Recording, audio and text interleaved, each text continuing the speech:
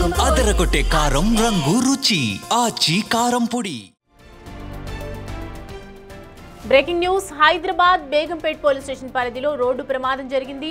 Begumpet bus stop దగ్గర థార్ వాహనాన్ని వెనుక నుంచి ఢీకొట్టింది. హెవీ లోడ్తో వెళ్తున్న కంటైనర్. ప్రమాదంలో థార్ వెనుక భాగం నుజ్జు అయింది. కంటైనర్ బోల్తా పడింది. థార్ వాహనంలో వెళ్తున్న ముగ్గురు ప్రాణాలతో సురక్షితంగా బయటపడ్డారు. యాక్సిడెంట్లో కంటైనర్ డ్రైవర్ తీవ్ర గాయాల పాలవ్వగా గాంధీ హాస్పిటల్కు తరలించారు. క్లీనర్ స్వల్ప గాయాలతో బయటపడ్డారు. వాహనాన్ని ఓవర్టేక్ చేయబోతుండగా ఈ ప్రమాదం జరిగింది. కేసు నమోదు చేసిన పోలీసులు దర్యాప్తు చేస్తున్నారు.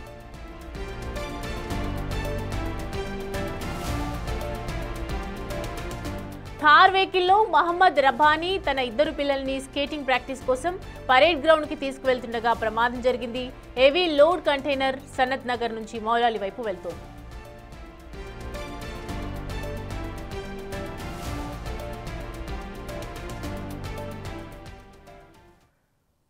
ఘటనా స్థలం వద్ద నుంచి మా ప్రతినిధి అనిల్ మనకి అందుబాటులో ఉన్నారు. అనిల్, అసలు ఏ విధంగా జరిగింది? ప్రస్తుతం అక్కడ కంటైనర్ ఉంది కాబట్టి ప్రస్తుతం అక్కడ ఎవరికైనా గాయాలు అవ్వటం కానీ ఏం జరిగింది? పూర్తి డీటెయిల్స్ చెప్పండి. బేగంపేట్ పోలీస్ స్టేషన్ పరిధిలో రోడ్డు ప్రమాదం చోటు చేసుకుంది. ఎగ్జాక్ట్గా బేగంపేట్ బస్ స్టాప్ వద్ద తారు వాహనాన్ని ఓవర్టేక్ చేయబోయిన కంటైనర్ ఢీకొట్టడంతో తారు వాహనం అయితే పూర్తిగా నుజ్జునుజ్జైందని చెప్పాలి. ప్రజెంట్ ఓవర్టేక్ చేయబోయి ఆ తర్వాత ఢీకొన్న అనంతరం ఒకసారిగా ఆ కంటైనర్ కూడా పూర్తిగా బోల్తా పడిందని చెప్పాలి. ఈరోజు ఉదయం 6:20 ఈ ఘటన చోటు చేసుకుందని చెప్పాలి. అయితే ఈ వాహనానికి సంబంధించి కంటైనర్ వాహనానికి సంబంధించి సనత్ నగర్ నుంచి మౌలాలి వైపు వెళ్తుండగా అయితే ఈ ప్రమాదం చోటు చేసుకుందని చెప్పాలి. ముఖ్యంగా 6:20 వ్యవధిలో ఆ సమయంలో తారు వాహనం నడుపుతున్నటువంటి రబ్బానీ తన ఇద్దరు పిల్లలతోటి పరేడ్ గ్రౌండ్స్కి అయితే స్కేటింగ్ ప్రాక్టీస్ కోసం తీసుకెళ్తున్న సమయంలో వెనకాల నుండి ఈ కంటైనర్ హెవీ లోడ్ కలిగిన కంటైనర్ వెనకాల నుంచి ఓవర్టేక్ చేయబోయి ఆ వాహనాన్ని తారు వాహనాన్ని ఢీకొన్నది. ఆ తర్వాత ఒక్కసారిగా స్పీడ్లో ఉండడంతో బస్ స్టాప్ ముందే ఎగ్జాక్ట్గా బోల్తా పడిందని చెప్పాలి. ముఖ్యంగా ఈ ఘటనకు సంబంధించి కనుక ఒకసారి ఊహించుకుంటే ఒకవేళ తారు కనుక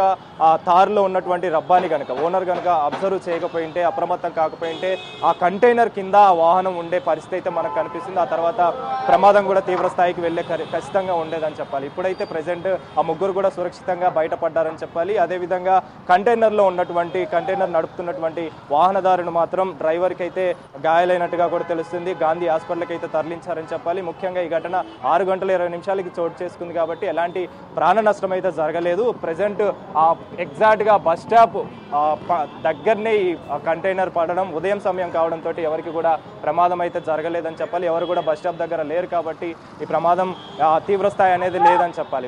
అందులో భాగంగానే ఈ కంటైనర్ని తీసేందుకు ప్రజెంట్ క్రెయిన్ల సహాయంతో అయితే ఆ కంటైనర్ని ఒక సైడ్కి అయితే తీసే ప్రయత్నాలు అయితే చేస్తున్నారని చెప్పాలి.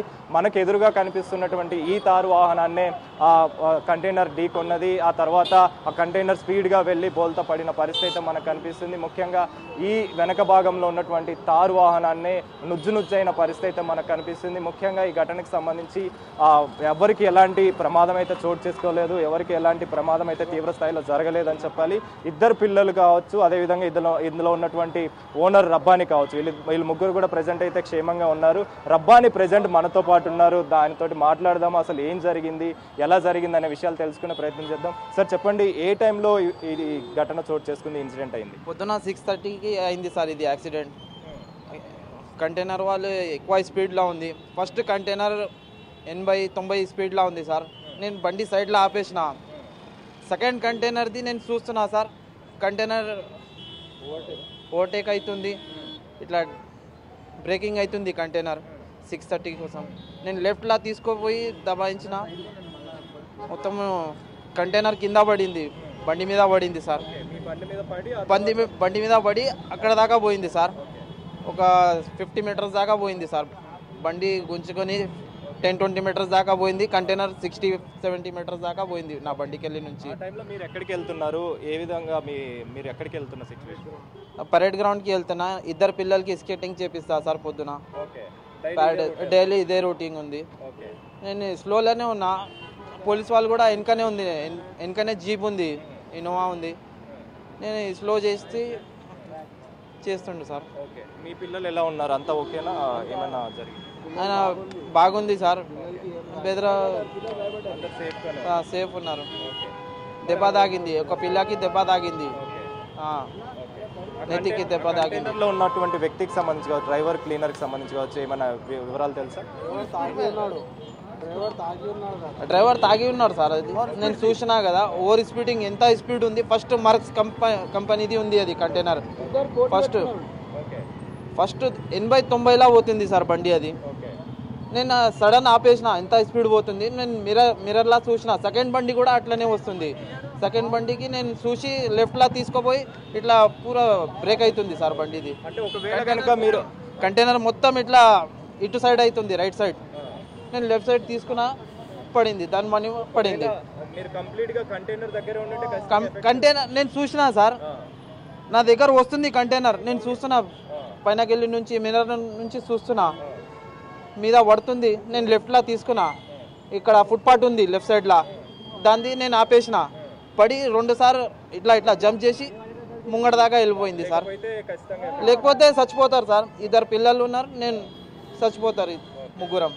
పోలీసులు ఏం చెప్తున్నారు దీనికి సంబంధించి? ఏం చెప్పడం? పోలీస్ వాళ్ళ ఇంకా ఏం చెప్పలేదు సార్. కంప్లైంట్ రాసుకున్నారు పోలీస్ వాళ్ళు, మొత్తం కంప్లైంట్ తాగి ఉన్నాడని చెప్పేసి తాగి ఉన్నాడు సార్. ఫుల్ స్పీడ్ ఉంది సార్ బండిది, ఎంత స్పీడ్ పోతుంది బండి. మొత్తానికైతే సౌమ్య, ఇతను రబ్బాని చెప్తున్న వివరాల ప్రకారం ఒకవేళ కనుక నేను అప్రమత్తమై దానికి సంబంధించి తార్ని పక్కకు తీయకపోయింటే ఖచ్చితంగా ప్రమాదం అనేది తీవ్ర స్థాయికి పెరిగేదని చెప్పేసి, ఖచ్చితంగా మేము కూడా చనిపోయేవాళ్ళని చెప్పేసి, అదేవిధంగా డ్రైవర్ తాగిన మత్తులో ఉన్నాడని చెప్పేసి అనుమానంగా ఉందని చెప్పేసి కూడా వాళ్ళు చెప్తున్న పరిస్థితి మనకు కనిపిస్తుంది సౌమ్య.